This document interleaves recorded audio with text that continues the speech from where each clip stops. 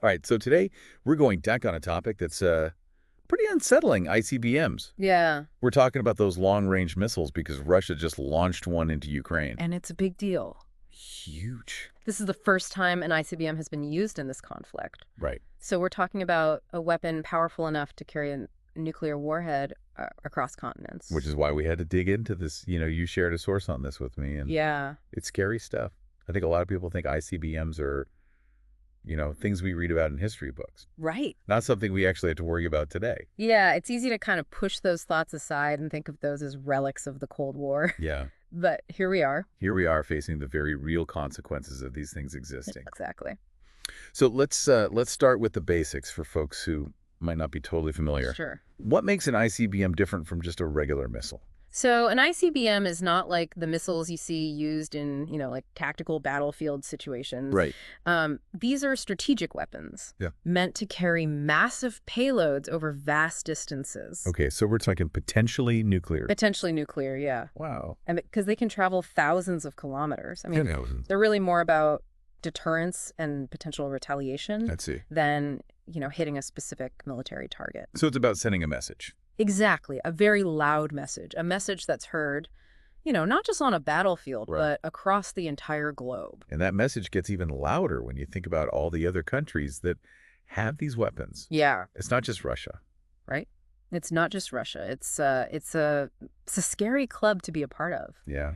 And there are a few members, the U.S., China, obviously Russia. Yeah. But also France, the U.K., India, and Even North Korea. North Korea. Yeah. Their ICBMs can actually reach the U.S., right? That's right. That's what the source said. And it was, I got chills when I read that. Yeah. And that's why this whole situation is so alarming. Right. It highlights just how global this threat really is. Yeah. And the potential for widespread devastation. I mean, we're not talking about just a contained regional conflict anymore. Right. This has implications for every single person on the planet. Okay, so we've established that this is a major escalation. Definitely. And the potential for things to spiral out of control is terrifyingly high. Yeah.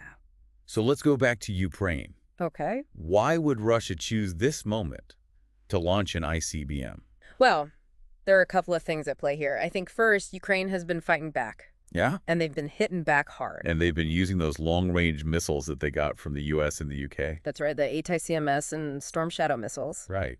And they've been hitting targets deep inside Russia. Yeah, in the Kursk region, right? Exactly. That's what the source said. And Russia sees this as a huge escalation, like a red line has been crossed. A line in the sand. So you could argue that the ICBM launch is a direct response to that. Like a tit for tat. Exactly. But the timing also feels important. Right. It's not just about responding to Ukrainian attacks. Right. The source also mentioned a shift in Russia's nuclear policy, Mm-hmm. which is really crucial to understanding this whole situation. Okay. We're not just talking about military tactics anymore. This Right. is about a larger strategic shift. So what does that mean exactly? Well, while Putin hasn't officially invoked this new policy yet, Okay. it does allow for the potential use of nuclear weapons Wow. if Russia feels threatened by a non-nuclear state, Okay. especially if that state is receiving support from a nuclear power. Which is exactly what's happening here. Right. The U.S. and U.K. are providing those long-range missiles to Ukraine. So even though this ICBM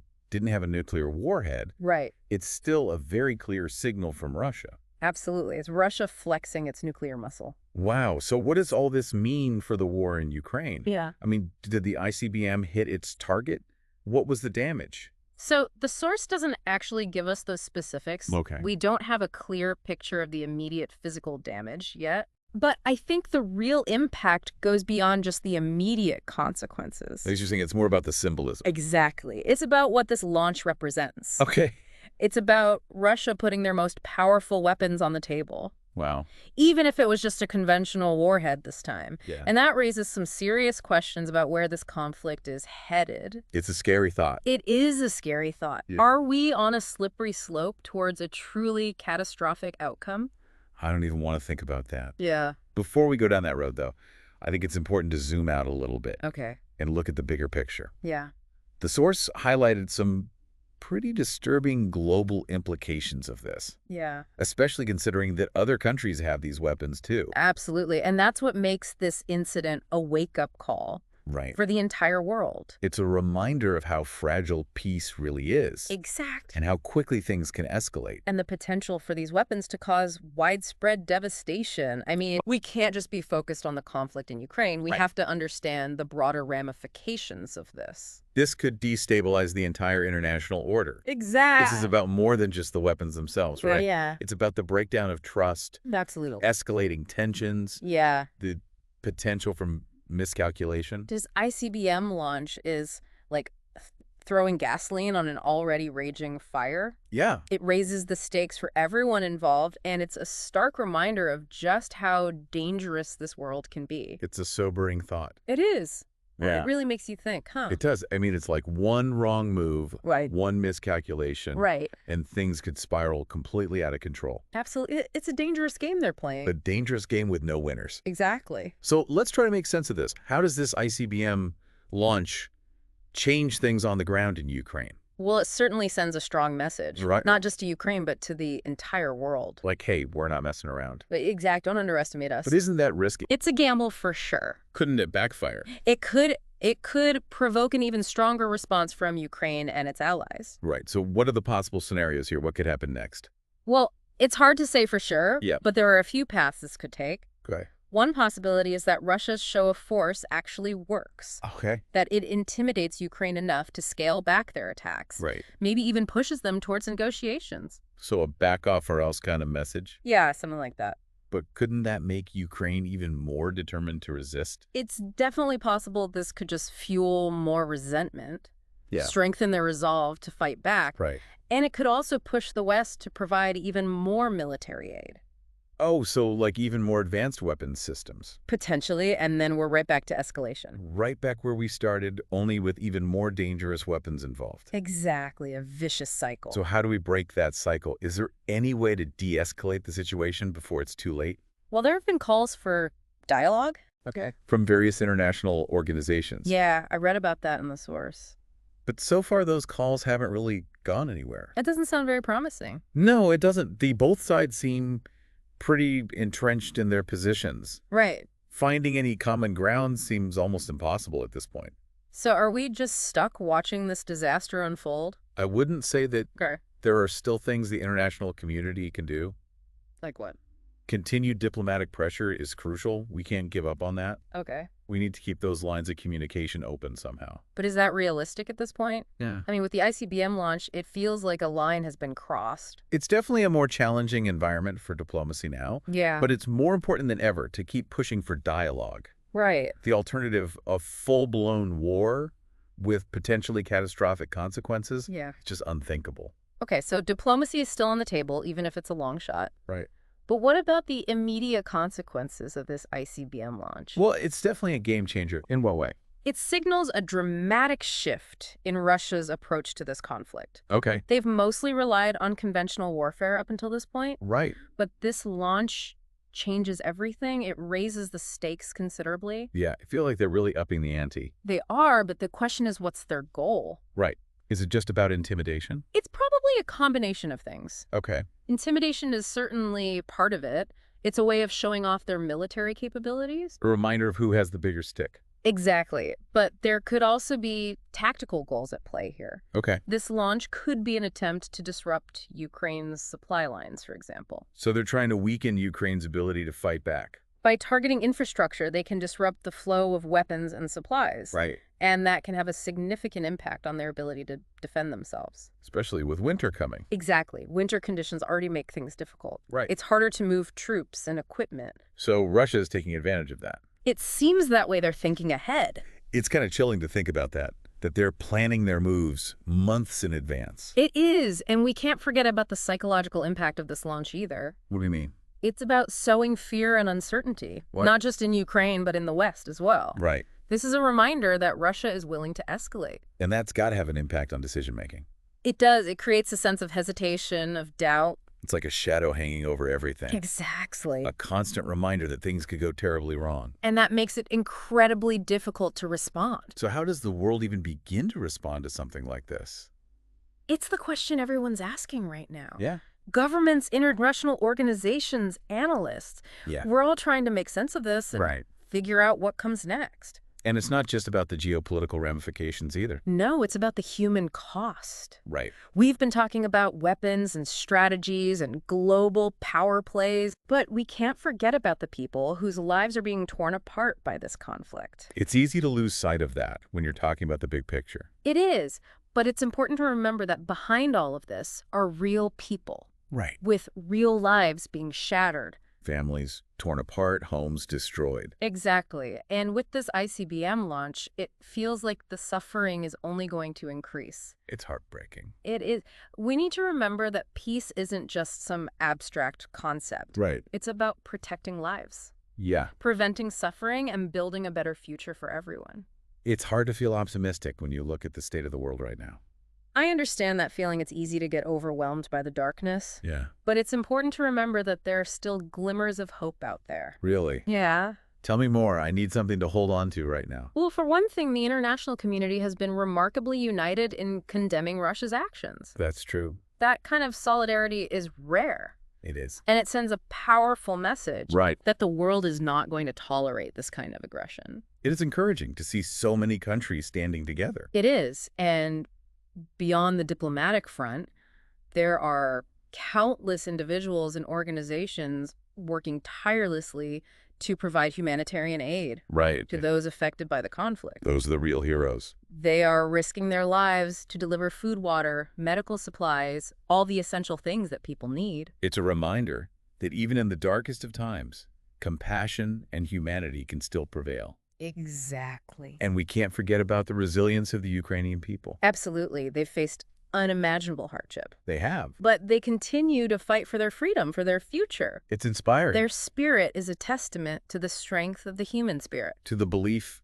in a better tomorrow. Exactly. But with this ICBM launch, that tomorrow feels further away than ever. It is a really tough situation, no doubt about it, but we Yeah. can't let ourselves give in to despair. I know, but it's hard. You look at everything that's happening, and it feels so big, so overwhelming. Like, what can any of us really do to change things? Well, I think the key is to focus on what we can control, Okay. on making a positive impact in our own little corner of the world. So you're saying even small actions can make a difference. I really believe Like, what kind of things are you talking about? Well, it starts with staying informed, like what we're doing right now, Okay. educating ourselves about these complex issues, having these conversations, sharing information with others. That's where it all begins. But knowing about something and actually doing something about it are two different things. Right. Absolutely. Yeah. Action is key. So what can we do? Well, we can support organizations that are working for peace, Okay. donate to humanitarian relief efforts, advocate for policies that promote diplomacy and conflict resolution. I see. And we can also make a difference in our own communities Okay. by fostering understanding, promoting tolerance, building bridges across divides. So it's about being active citizens both locally and globally. But with this ICBM situation, it feels like the global part is just so massive. It is. Like, how can our individual actions really make a dent in that? It's a fair question, but I think it's important to remember that global challenges are ultimately made up of countless individual choices and actions. Right.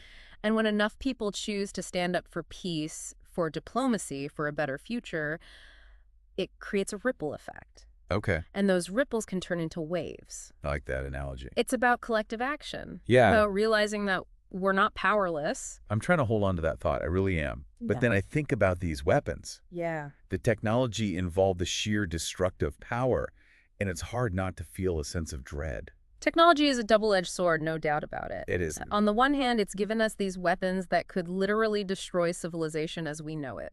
It's terrifying. It is. But on the other hand, it also gives us tools for communication, for Right. collaboration, for building understanding across borders. So it's not really about the technology itself. No, it's about how we choose to use it.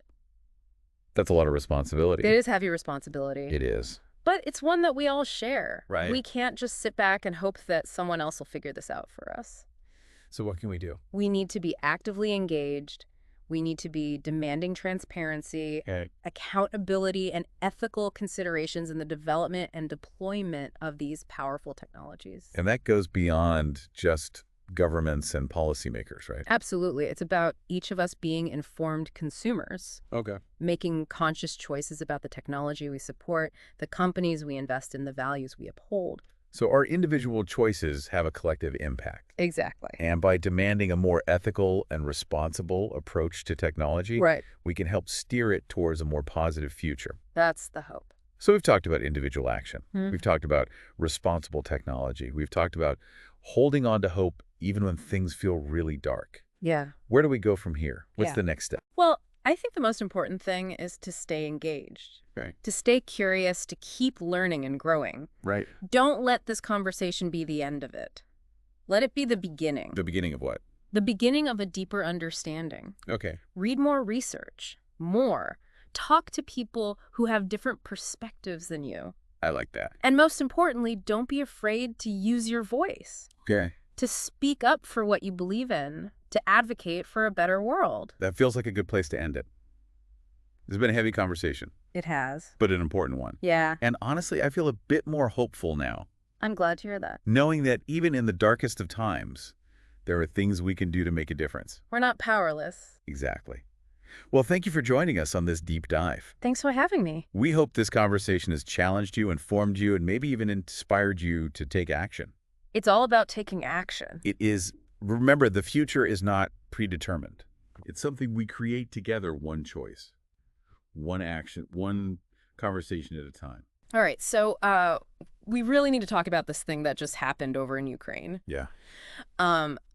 I gotta say, even with everything that's been going on over there, Right? this one really caught me off guard. Yeah. Russia fired an ICBM. Wow. You heard that right, an intercontinental ballistic missile. Uh-huh. And while, the initial reports are still coming in, Yeah. this is already a total game changer. It's Yeah. the first time an ICBM has ever been used in actual warfare. Yeah, it's a chilling development for sure. Up until now, ICBMs have primarily been these looming symbols of, potential nuclear annihilation, Right. the things that thankfully kept the Cold War from going hot. Right, right. But now Russia has used one in a conventional conflict. Yeah. And that raises a whole host of questions about where things go from here. Exactly. So let's get into the specifics. Yeah. From what we know so far, the missile was launched on November 21st, 2024, from the Astrakhan region of Russia. It targeted Dnipro, Ukraine, specifically aiming for, industrial facilities and infrastructure. Mm-hmm. At least that's what the Ukrainian Air Force and regional governor Serhiy Lysak are reporting. Okay. 2 people were injured. Oh, wow. But thankfully, no fatalities have been confirmed yet. Yeah, and while the specific type of ICBM used hasn't been publicly disclosed, Right.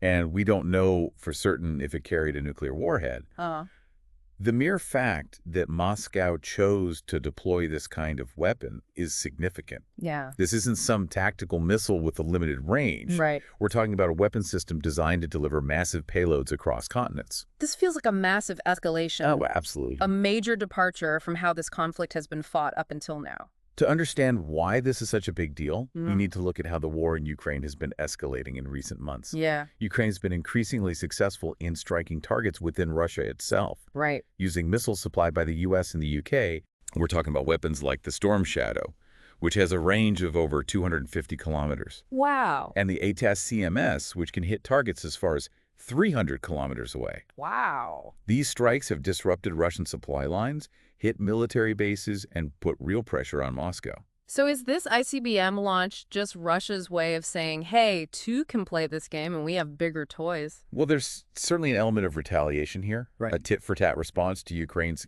increasingly bold attacks. Yeah. But there's also a deeper military doctrine at play here. Okay. Russia views any attacks on its territory as crossing a red line, Uh-huh. and they've repeatedly warned of serious consequences. Okay.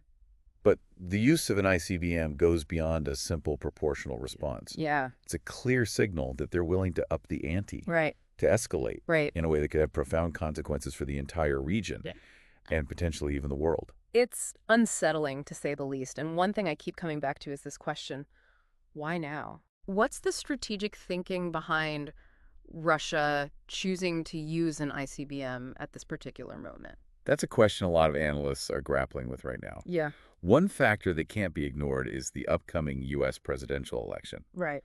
With Donald Trump poised to return to the White House, the dynamics of this conflict are about to undergo a seismic shift. Yeah. Trump has been vocal about his desire to end the war in Ukraine. Uh-huh. But his approach remains unclear. Yeah. He's criticized the level of U.S. aid to Ukraine Okay. and suggested he might be open to negotiating with Putin. This ICBM launch definitely complicates things, doesn't it? It does. It's almost as if Putin is trying to make a bold statement before a new player enters the game. Yeah. A player whose moves are notoriously difficult to predict. Right. Right. This launch could be seen as a way for Russia to try and strengthen its hand in any potential negotiations, Okay. to demonstrate its resolve Right. and deter further Ukrainian offensives. Uh-huh. But it also carries immense risks. The world is now watching very closely, wondering if this is a sign of things to come, Yeah. a harbinger of even more reckless actions in the future. It's a lot to process, for sure. Yeah. I think what's most striking to me is the sheer unpredictability of this situation. Right. We've crossed a threshold, and it's hard to know what the repercussions will be. It's true. And what's perhaps even more concerning is the question of whether the United States was given any advance warning about this ICBM launch. Oh, wow. Traditionally, countries communicate with each other during such launches Right. to avoid any misunderstandings. Yeah. That could potentially lead to an accidental nuclear exchange. Right. The fact that this question is even being raised by defense experts like those at Defense Express Yeah. highlights the level of uncertainty and the potential for miscalculation in this already volatile situation. Yeah.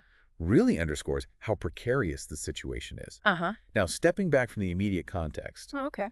the use of an ICBM in this conflict evokes some unsettling historical parallels. Think back to World War I and the introduction of chemical weapons, what was once considered unthinkable. Right. A barbaric violation of the rules of war became, tragically, Right. a part of the military landscape. Yeah, you're saying that Russia using an ICBM, even without a nuclear warhead, could set a dangerous precedent. Exactly. That other countries might feel emboldened to do the same in future conflicts. It normalizes the use of these weapons in a way that could have ripple effects far beyond Ukraine. Wow. And that brings us to the broader geopolitical implications of this event. Okay.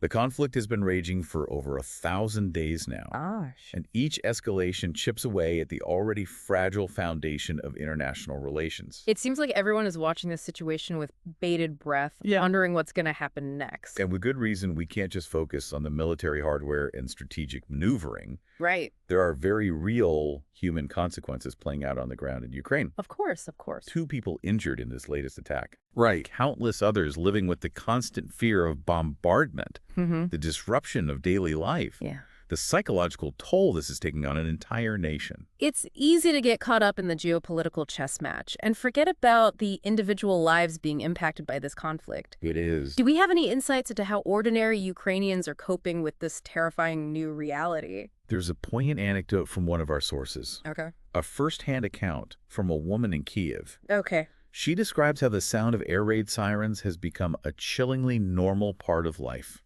Wow. How people have adapted to seeking shelter in basements, Gosh. and how the war has fundamentally changed their sense of safety and security. Right.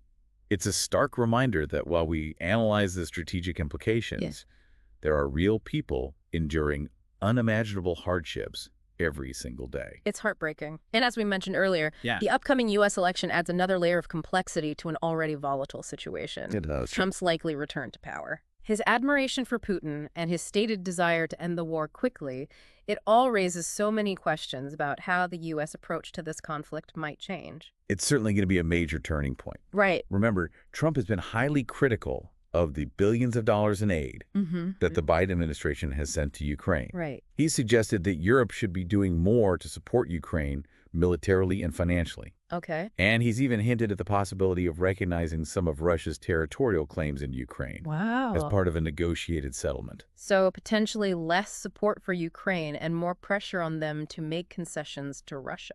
It's hard to say for sure what a Trump presidency will mean for Ukraine. Right. He's been known to change his mind Yeah. and contradict his own previous statements. Yeah, of course. But one thing is clear. Yeah. His approach is likely to be drastically different from Biden's. Uh-huh. And that introduces a level of uncertainty that both Kiev and Moscow will have to grapple with. It's like this ICBM launch has thrown a giant wrench into an already incredibly complicated machine. It has. How do you think this event will factor into those crucial first few months of a Trump presidency? Well, it's bound to influence how Trump approaches negotiations with Putin. Okay. Russia has shown they're willing to escalate Right. to use weapons that were previously considered off limits. Right. And that gives them a certain amount of leverage. Yeah. Trump, who has often praised Putin's strength and strategic acumen, Yeah.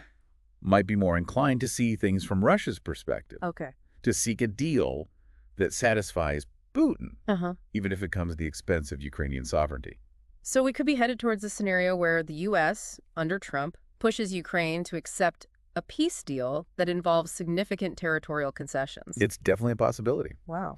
especially given Trump's past statements about wanting to end the war quickly. Right. He might be willing to pressure Zelensky into accepting a deal that he views as a win for himself, Yeah. even if it leaves Ukraine in a vulnerable position in the long run. That's a sobering thought. Yeah. It feels like Ukraine is facing a future filled with uncertainty and difficult choices. Yeah. But what about the potential consequences for the rest of the world? Right. This ICBM launch can't just be contained to Ukraine, can it? You're right. The implications are global, as we discussed earlier. Mm-hmm. This act sets a dangerous precedent Uh-huh. that could reshape how nations approach warfare in the future. Right. It also raises profound questions about the effectiveness of nuclear deterrence in the 21st century. You mean if ICBMs are now considered fair game in conventional conflicts, Yeah. does that erode their role as a deterrent to nuclear war? Right. Does it make nuclear conflict more likely? It's a question that keeps defense strategists up at night. Right. The traditional understanding was that the sheer destructive power of nuclear weapons Yeah. would prevent any rational actor from ever using them. Right. But if ICBMs start being used in non-nuclear conflicts, does that lower the threshold for their eventual use with nuclear warheads? Right. Does it make a nuclear exchange, Yeah. however unthinkable, All right. more conceivable? These are some weighty questions, Yeah. and I think it's important to acknowledge the level of anxiety this event has generated around the world. Mm. People are understandably frightened, Yeah, and there's a sense that we've entered uncharted territory. absolutely. The psychological impact of this event can't be underestimated. Right. It's a stark reminder of the destructive power at humanity's disposal. Yeah. And it's forcing people to confront the possibility of a future that many thought we had left behind. It's a lot to grapple with, and while we've been focusing on the potential negative consequences of this ICBM launch, Yeah. I'm wondering if there are any potential silver linings, Yeah. any glimmers of hope that might emerge from this situation. Well, if there's one positive takeaway, Okay. it's that this event has served as a wake-up call for the international community. It's a stark reminder that the threat of large-scale conflict, Right. even with the potential for nuclear escalation, Yeah. is not a relic of the past. Right. It's a present danger that requires immediate attention Right. and a renewed commitment to diplomacy and conflict resolution. Okay. So yeah, All right. it's a mixed bag for sure. It really is. A lot to unpack here. It really is a lot to unpack, and we're going to take a quick break and come back to unpack more of it right after this. Sounds good.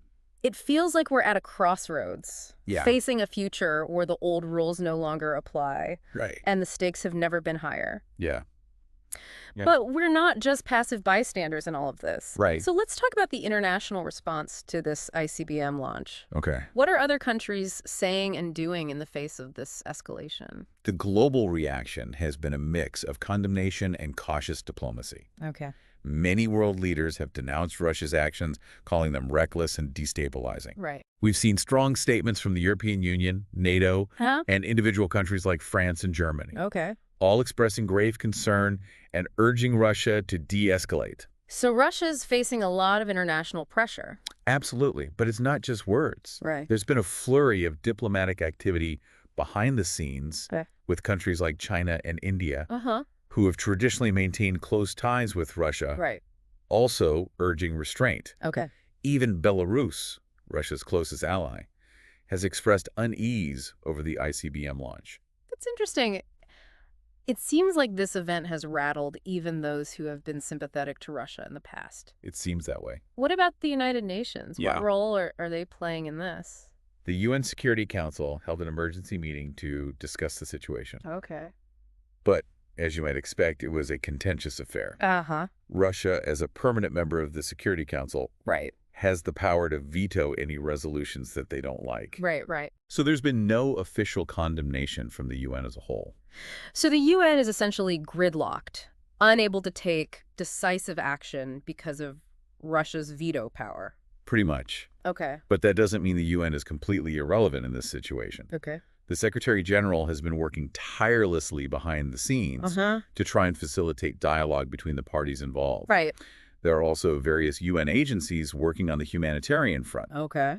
providing aid and support to those affected by the conflict. It sounds like a very complex and delicate situation. Is. So much seems to be hanging in the balance. Yeah. And it's hard to know what the next few months will bring, especially with a new U.S. administration about to take over. It's true, there are so many unknowns right now. Right.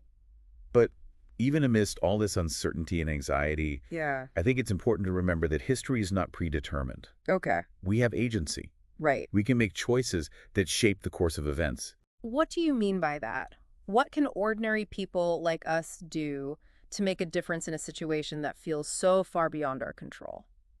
Well, for starters, we can stay informed, Okay. educate ourselves about the complexities of this conflict, Uh-huh. and resist the temptation to oversimplify Right. or fall prey to propaganda. Yeah. We can support organizations providing humanitarian aid to Ukraine, Okay. and we can make our voices heard, Right. demanding that our leaders prioritize diplomacy, dialogue, and peaceful resolutions. That's a powerful reminder. Even in the face of seemingly insurmountable challenges, we can choose hope over despair, We can action over apathy. Yeah. We can use our voices to advocate for a world where peace prevails. Exactly. And remember, the decisions made in the coming weeks and months will have repercussions that will be felt for generations to come. Wow. It's up to all of us to demand a future where dialogue and diplomacy triumph over aggression and violence. We've covered a lot of ground today, from the shock of that ICBM launch We have to the far-reaching implications for global security and the very future of warfare. It's a lot. It's been a heavy conversation, but a necessary one. Absolutely. And as we navigate these uncertain times, it's more important than ever to engage in thoughtful, informed discussions, Right. to challenge assumptions, and to seek out diverse perspectives. Thank you for joining us on this deep dive. And remember, even in the darkest of times, the human spirit's capacity for resilience, compassion, and hope is what will ultimately guide us towards a better tomorrow.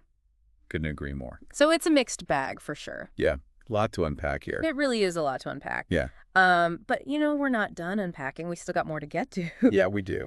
It feels like we're at a crossroads, facing a future where the old rules no longer apply. Yeah. And the stakes have never been higher. Absolutely. But, we're not just passive bystanders in all of this. No, we're not. So let's talk about the international response to this ICBM launch. What are other countries saying and doing in the face of this escalation? Well, the global reaction has been a mix of condemnation and cautious diplomacy. Okay. Many world leaders have denounced Russia's actions, Mm-hmm. calling them reckless and destabilizing. Right. We've seen strong statements from the European Union, NATO, Right. individual countries like France and Germany, Okay. all expressing grave concern and urging Russia to de-escalate. So Russia is facing a lot of international pressure then. Oh, absolutely. But it's not just words. Right. There's been a flurry of diplomatic activity behind the scenes with Okay. countries like China and India, Ah, who have traditionally maintained close ties with Russia, right. also urging restraint. Interesting. Even Belarus, Russia's closest ally, Right. has expressed unease over this ICBM launch.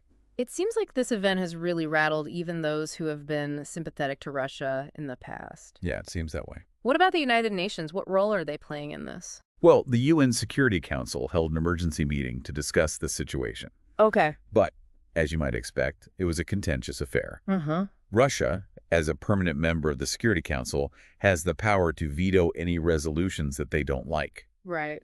So there's been no official condemnation from the UN as a whole.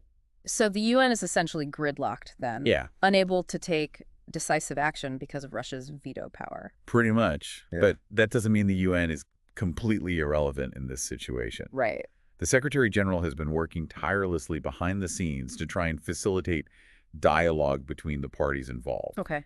There are also various UN agencies working on the humanitarian front, providing aid and support to those affected by the conflict.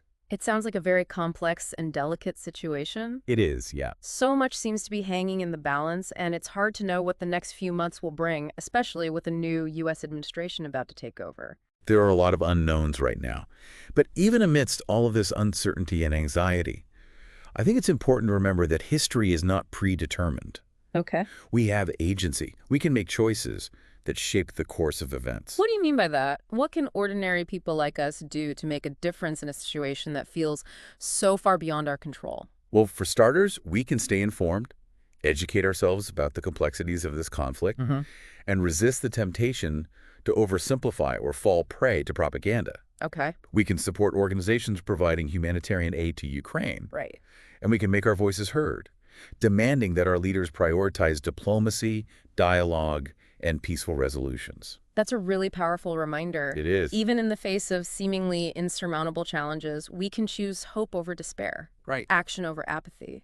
We can use our voices to advocate for a world where peace prevails. Exactly. And remember, the decisions made in the coming weeks and months will have repercussions that will be felt for generations to come. Right. It's up to all of us to demand a future where dialogue and diplomacy triumph over aggression and violence. Well, we've covered a lot of ground today. We have. From the shock of that ICBM launch to the far-reaching implications for global security and the very future of warfare. It's been a lot. It's been a heavy conversation, Yeah, but I think a necessary one. absolutely. And as we navigate these uncertain times, it's more important than ever to engage in thoughtful, informed discussions, Right. to challenge assumptions, and to seek out diverse perspectives. Well, thank you for joining us on this deep dive. And to all of our listeners out there, remember, even in the darkest of times, the human spirit's capacity for resilience, compassion, and hope Hmm. is what will ultimately guide us towards a better tomorrow. I couldn't agree more.